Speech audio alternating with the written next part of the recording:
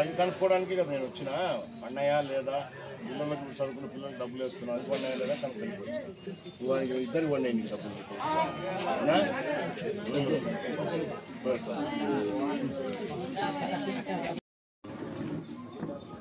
ఇక్కడ ఉన్నాయి రమేష్ దండేసి ఇక్కడ చూడు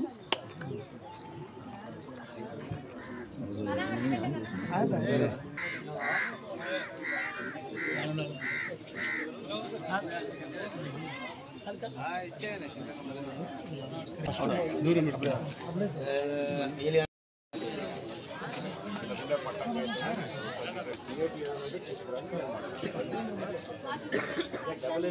ఉన్నప్పుడు వాళ్ళ ఇష్టానుసారం చేసి పెట్టారు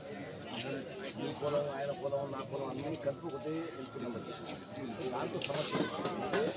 ఈ ఊర్లో ఇప్పుడు దాంతో టైం పడుతుంది కదా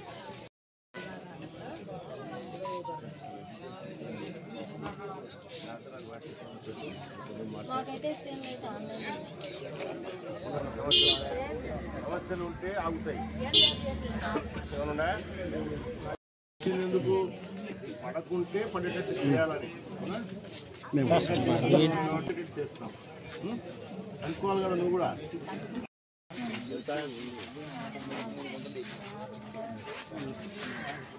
6,000 వస్తుందా నెలలు ఇస్తున్నారు కదా ఇబ్బంది లేదు కదా ఇప్పుడు 3,000 ఇస్తుంది 6,000 చేసినాం అవునా చంద్రబాబు నాయుడు మీకోసమే నేను బాగా ఆశీర్వదించాలా మర్చిపోవాలి సరేనా చూస్తామా ఏమైనా సమస్యలు ఉన్నాయా పెట్టుకున్నారు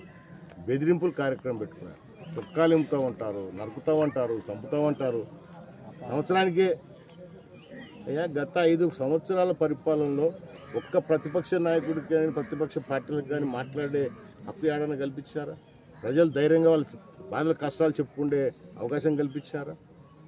ఉద్యోగస్తులను బెదిరించారు ప్రజలను బెదిరించారు ప్రతిపక్ష పార్టీలను బెదిరించారు అన్ని బెదిరింపు కార్యక్రమాలతో మీరు 5 ఏళ్ళు గడిపేసినారు అందుకే ప్రజలు మిమ్మల్ని అతి ఘోరంగా ఓడగొట్టి ఇంట్లో కూర్చోబెట్టినారు సంవత్సరం అయింది ఈ సంవత్సరంలో అధికారంలో మేము ఉన్నాం మేమేం చేసామో చూడండి మేము చెప్తున్నాం కదా ఓపెన్గా ఇవి మేము చేసినాము మా మాట నిలబెట్టుకుంటున్నామని 3,000 రూపాయల పెన్షన్ 2,000 నుండి 3,000 ఇస్తానంటే సంవత్సరానికి 200 పెంచుతుంది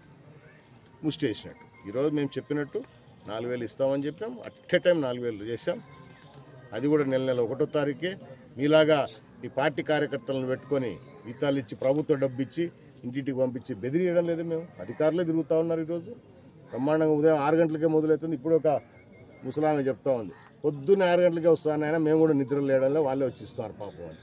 సంతోషంగా ఉండరు చూడండి వచ్చి గ్రామాల్లోకి ఏదో ఆఫీసులలో కూర్చొని 3 నెలలకు 4 నెలలకు సుటపు నియోజకవర్గాలకు వచ్చి ప్రెస్ మీట్ పెట్టేసి మమ్మల్ని విమర్శించడం కాదు గ్రామాల్లో పోండి నేను పిలుస్తే రావడంలే మీరన్నా పోండి అది చేయడంలే మాట్లాడితే అంత వల్గరు బెదిరింపులు ఇప్పుడు కూడా గతంలో మీరు చేసినట్టు మేము చేస్తే అసలు నియోజకవర్గాల్లోకి వస్తారా మీరు అడుగుపెట్టే శక్తి దమ్ము ధైర్యం ఉందే మీ రాక్షస పరిపాలన మేము చేస్తే అసలు రాగలరా నియోజకవర్గాలలోకి అని మేము అట్లా చేయడంలే మా నాయకుడు దానికి ఒప్పుకోడు ప్రజాస్వామ్యబద్ధంగానే పరిపాలన చేస్తాం వాళ్ళు తప్పులు చేసింటే చట్ట ప్రకారం శిక్షిస్తాం అంతేగాని ఇలాగా పోలీసులను అడ్డం పెట్టుకోనో అధికారులను అడ్డం పెట్టుకోనో ఎవరిని బెదిరింపు కార్యక్రమాలు చేయము ప్రజలకు సేవ చేయడానికి మాకు అవకాశం ఇచ్చినారు మేము ఖచ్చితంగా వాళ్ళకి సేవ చేస్తాం ఇచ్చిన మాటను నిలబెట్టుకుంటాం నియోజకవర్గ అభివృద్ధి ఇంకా చేస్తాం ఇప్పటికే నియోజకవర్గం 150 కోట్ల రూపాయలు తీసుకొచ్చాం అవన్నీ కళ్ళ ముందర కనిపిస్తున్నాయి అందరికి కూడా తెలుసు సో ఈ రకంగా మేము ప్రజలకు సేవ చేస్తాం కానీ మేము అది లఫంగి వ్యవహారాలు చేయము 3 నెలలకు ఒకసారి 4 నెలలకు ఒకసారి నియోజకవర్గాలకు వచ్చి ఏదో బెదిరించిపోతే ఇవ్వడం కాదు ప్రతిపక్షంలో ఉన్నప్పుడు భయపడలేదు బొంగు ఇప్పుడేంది భయపడేది మీకు అవునా అట్లా కథగా ఏముండవు ప్రజలకు సేవ చేయడానికి ఏమన్నా ప్రజలకు సేవ చేస్తాం థ్యాంక్ యూ